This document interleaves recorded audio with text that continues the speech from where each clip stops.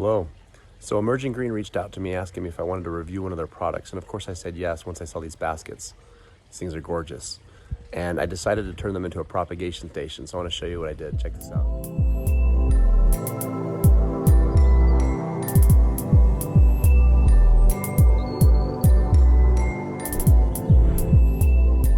All right, so these are the baskets they sent. They sent me 3 of them.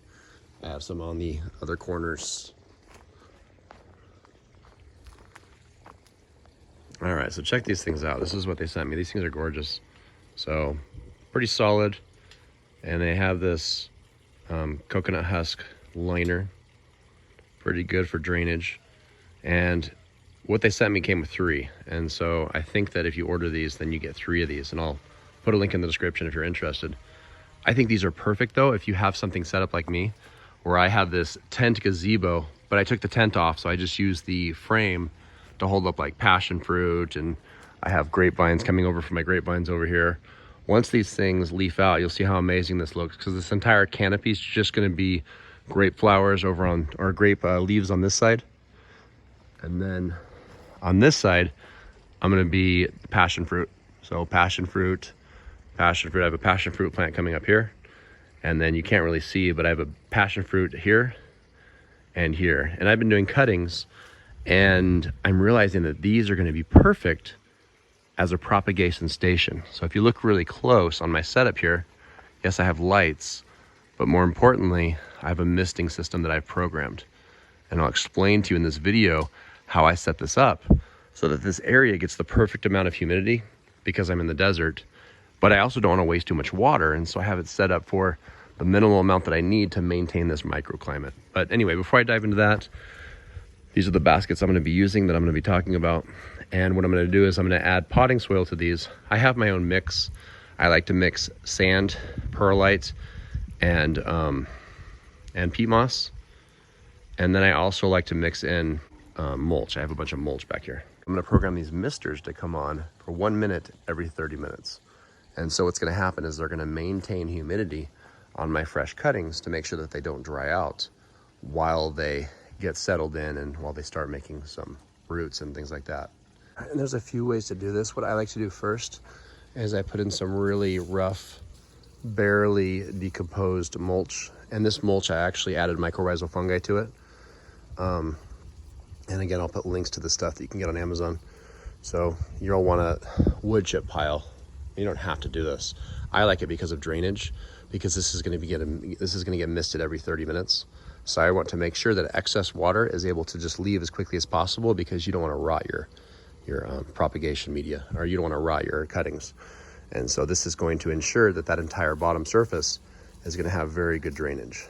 Again, if you don't have a misting system, you could probably skip this step, because you might not want to maximize drainage. You might want normal drainage. And this is going to get very good drainage because of what it is. But I want to increase that a little bit, and so I'm going to make sure that I have this very coarse, barely digested mulch, but it's still rich in mycorrhizal fungi, because when I dig through it, I can see all the little white filaments.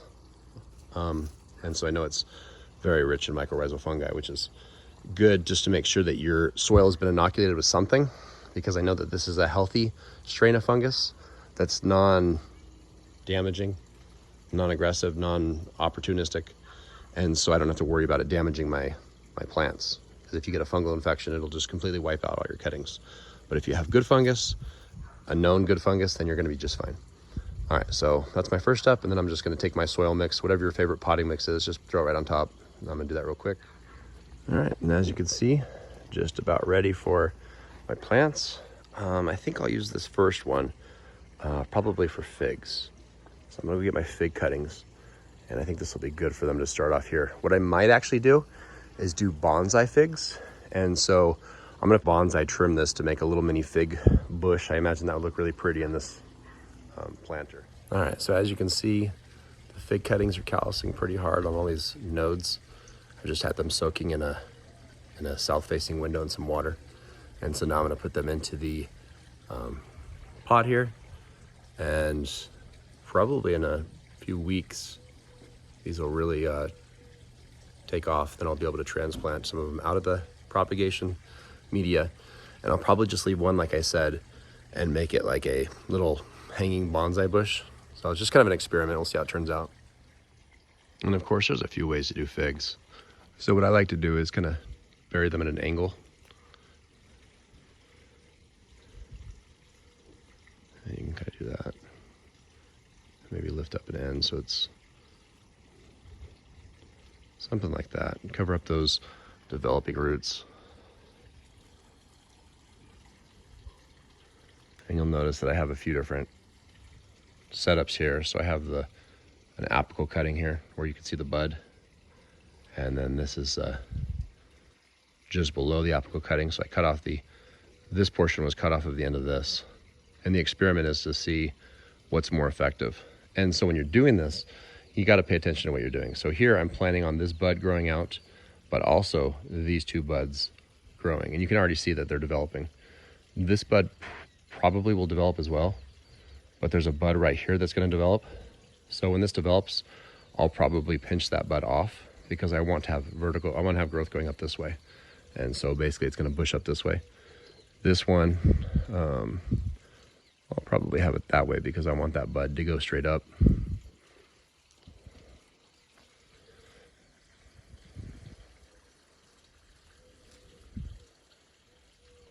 And again, this is callus tissue. Those aren't exactly roots. It's a little bit more complicated than that. See if I can do this without destroying anything.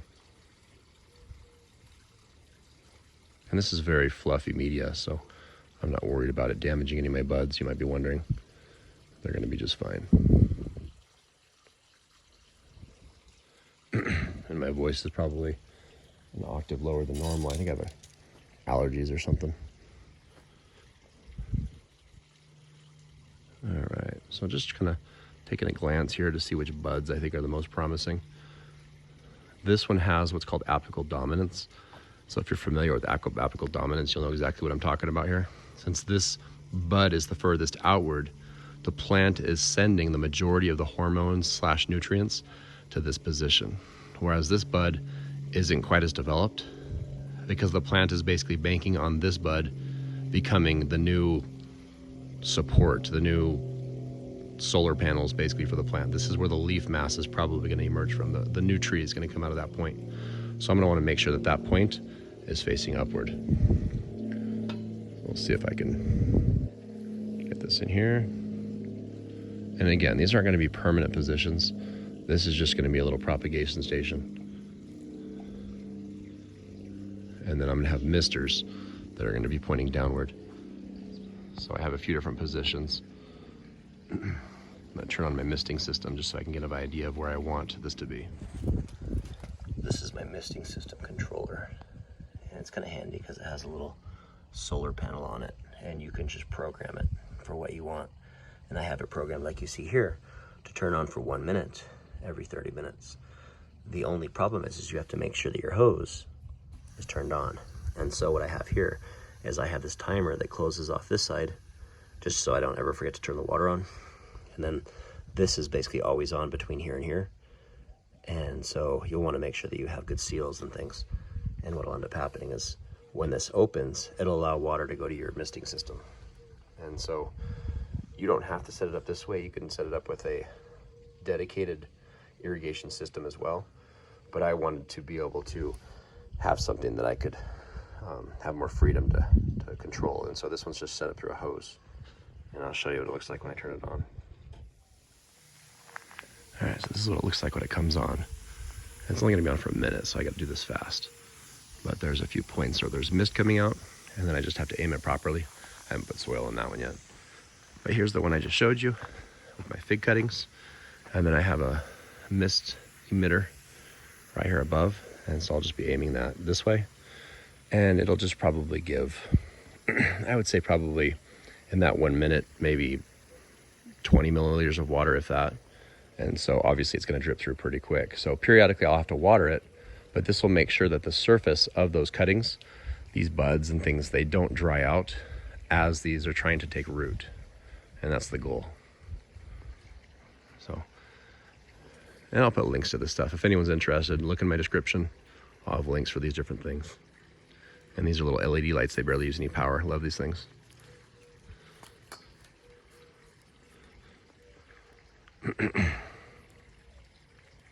Anyway, special thanks to Emerging Green. Thank you so much for the baskets. Love them.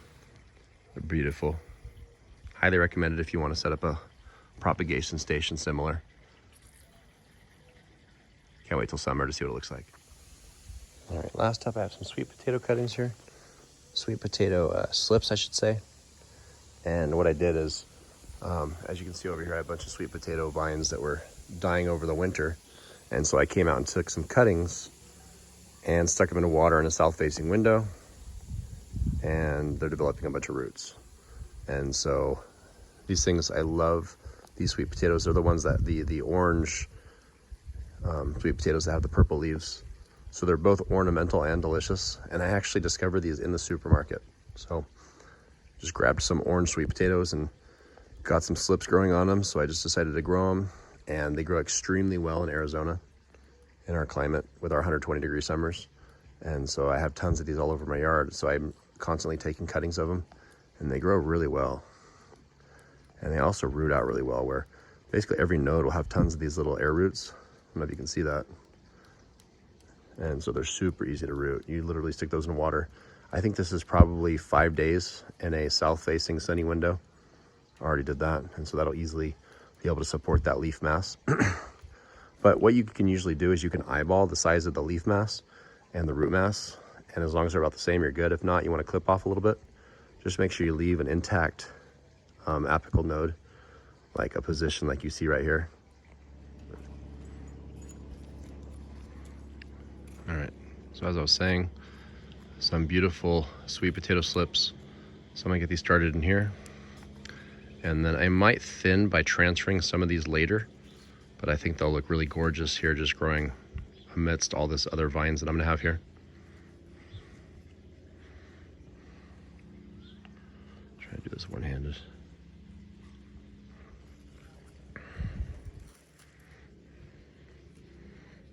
I'm gonna put the phone down. All right, so that's what it looked like after I got the sweet potato slips down. And as you can see, the new growth is what's here. That's what's gonna grow vertically. So I kind of leave one leaf just to be like a solar panel, just to give energy to the remaining. And then what's gonna happen here, of course, is this position and that position. If you can see that, those are what's gonna grow out into a vine on here.